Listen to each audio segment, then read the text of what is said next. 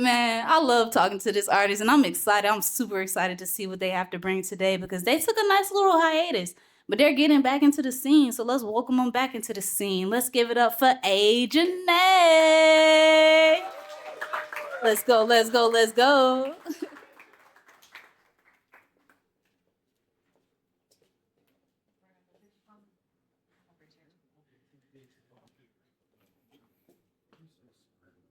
All right. Hey everybody, I'm Jannay. It's nice to meet you. I'm the nerd. So I'm gonna tell you a little bit about things that I'm nerdy about. One of my biggest passions is medical science. I'm paramedic for 11 years. I've always been an artist, but that kind of took precedence for a long time in my life. I'm also passionate about social justice and civil rights. I have seen a lot of it personal, and that has driven me to be very outspoken, especially with other first responders, about the way we interact with our communities because we serve the community, not the other way around. So I wish I could tell y'all that I'm coming up here with some happy poems and all this other stuff, but I'm not. I got to work with this case that I think was very like destined to fall into my lap. I'm very honored to have met this family because I'm not representing a grown man, I'm representing a 10-year-old boy. And the fact that I have to speak and tell a story for a child that has already seen injustice from our criminal system talks about how badly it is broken. This is Caden. Last year, Caden, who has autism, was detained by the police forcefully, taken away from his mother, and the police coerced his mother into having him committed to a hospital. Thankfully, he didn't have to stay long. But as a paramedic, when I was listening to this story, I was like, damn, they did that? They did gross injustices to this child. And not just to this child. They did gross injustices to this mother using her lack of understanding about the system to manipulate her into doing what would be easiest for them to handle this child having a tantrum or a meltdown in public, who was not hurting anybody, all because a stranger called 911. Mom did not call 911. A stranger called 911, and it led to the traumatizing of this child. I'm going to be giving you guys 3 poems. One is going to be from my perspective, kind of as a narrator, talking about the system that we're in. The next one is going to be me telling the mother's story. Mother's name is Sasha. She is amazing. And I will tell you from my experience as a medic, because I cannot relate personally, that mothers and fathers of special needs children are a special breed of human being. They are stronger than probably most of us ever will be. It takes a lot of patience, a lot of courage, a lot of willingness to learn and adapt. So Sasha is an amazing, amazing person. I'm so happy I got to talk to her. So that second poem is going to be telling mother's story. And then the third one is going to be talking a little bit more about Caden. So I'll tell y'all ahead of time, if I stop and I just do my little woosah breathing back here, it's me getting in my headspace because I'm a little shy nerd. So I'm going to kick it on off with the first one. Y'all bear with me.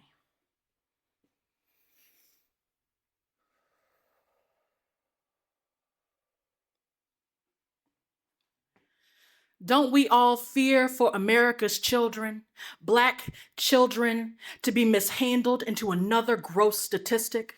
Another malicious, ill prediction that sometimes we pray just leads to prison and not a funeral sentence.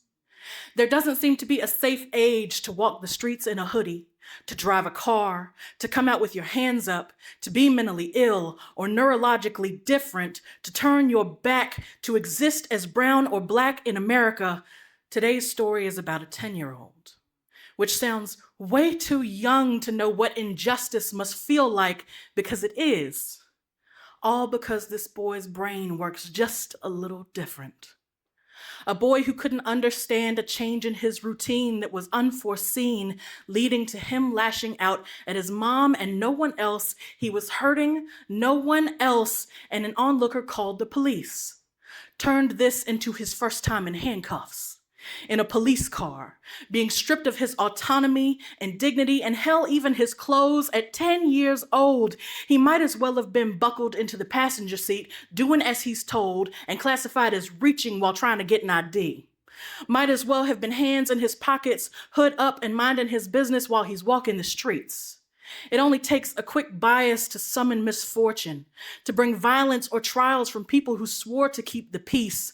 What happens when those who'd wish to do harm elude their supposedly good-intentioned, badge-worn brotherhood, deceive into a position meant to police, so they can have a power trip and make others submit screaming, "How could we avoid this? How could we destroy this terrible predicament where a lack of education about autism and cultural development, or a secret hold on racism, on hatred and arrogance, pollute our systems meant to protect us? How do we mend this wound? Prevent the serrated knife from being handled by officers and judges who take lives in streets and courtrooms? I do not have answers, but I have questions. We have questions. And we demand change.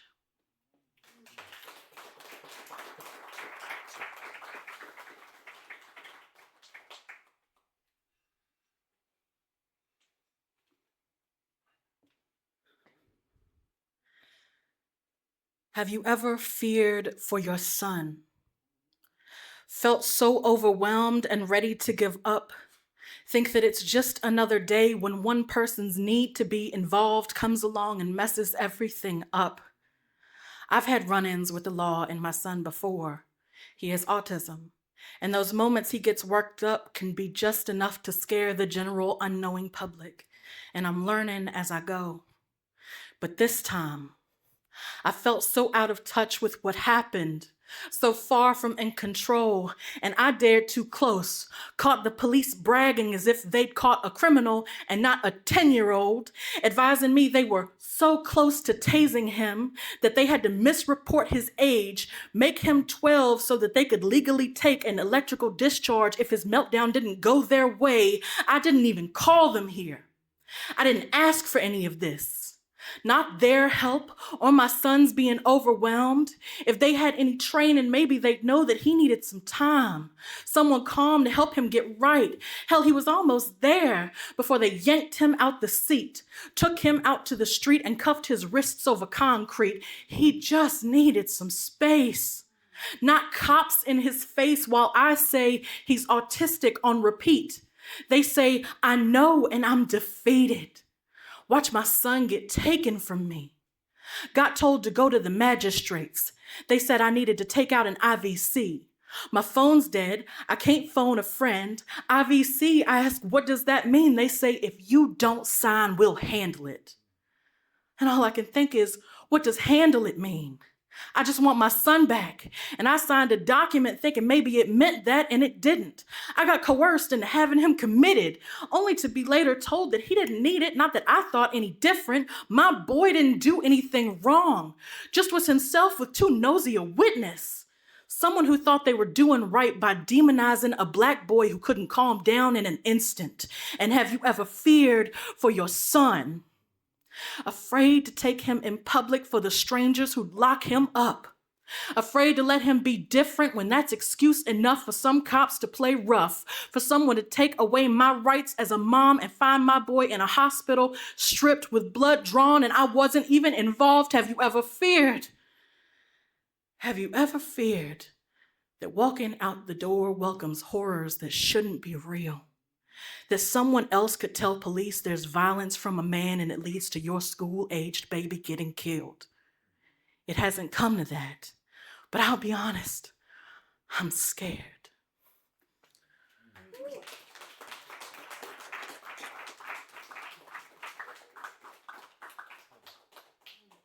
Well, I gotta take a second after that one, I'm sorry.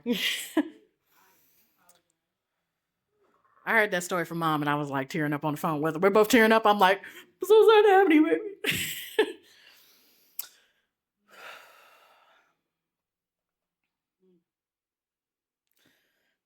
And this last one is for Caden.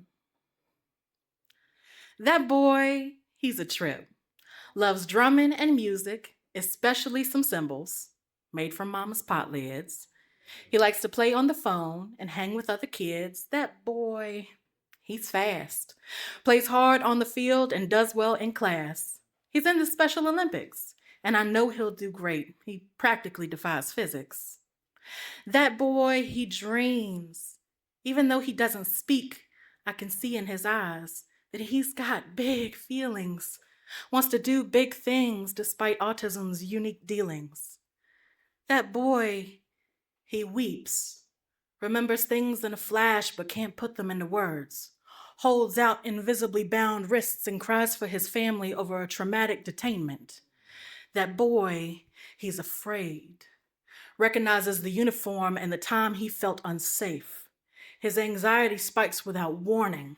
Now he's got PTSD. His distrust of police is forming. That boy, he's 10 years old, a child of elementary age. Autism isn't a reason to be detained. His confinement is born of ignorance and officers involved being seemingly untrained. That boy, he's changed. A little piece of innocence gone, a piece of youth irrevocably maimed. He still has nightmares about that event. It is up to us to make amends, to make sure no one else suffers the way Caden does and did, having felt the pain of being unjustly apprehended. I hope I did this family a little bit of justice, and thank everybody for coming out tonight. Thank you guys for all y'all's support, and definitely keep supporting Emancipating NC. Y'all have a wonderful night.